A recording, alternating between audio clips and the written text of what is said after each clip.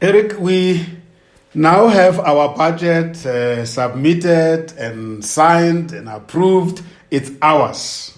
We have resources. Now, what next? What do we do now with this money, resources? Now we are ready for war. We are ready for war. Now we are ready to put ourselves out there. Now we implement. The actual implementation. I can have all the millions. I can have the plan, very clear, articulated, communicated very well organized. I have millions. I can even be given funds that I am not going to be even going to use. But it's useless to sit with those funds and the resources and like, okay, we've done all this and then keep quiet and sit down. We need to now implement. Yeah. To say what is it? We implement. So we are at the point where the rubber is hitting the ground, hitting the road. Yes. Yeah. Very hard. Yeah. And hopefully we have the right energies, né? And we are motivated. Yes. We have no choice. Yeah. We have to have the. Yeah. Will you say that motivation as a function of management feeds into this stage of our functioning? Because you can have resources, right? And have people as part of resources as well, but they could be not having the right energy level. So you as a manager, will you agree with me that motivation is part of the implementation and is one of the functions of management? I agree. One of the functions of management. And which module of your MBA has given you insights into motivation of people?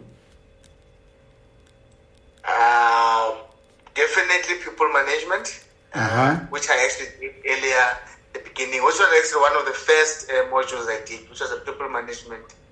Was a very.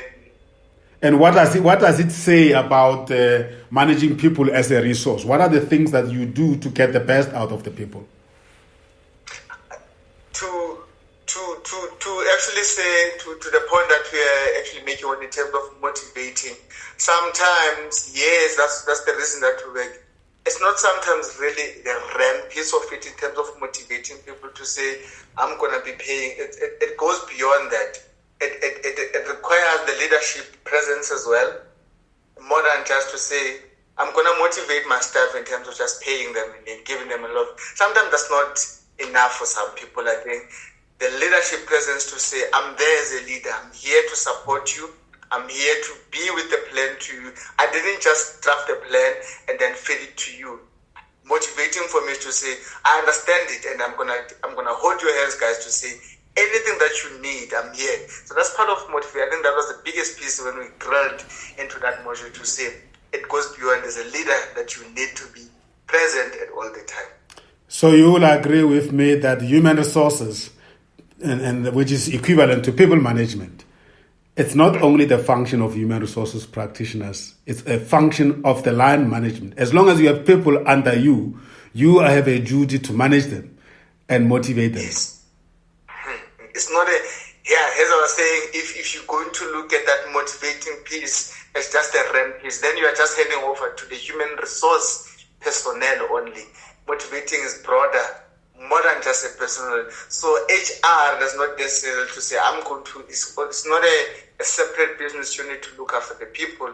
It's an integrated within the business unit in terms of motivating the people.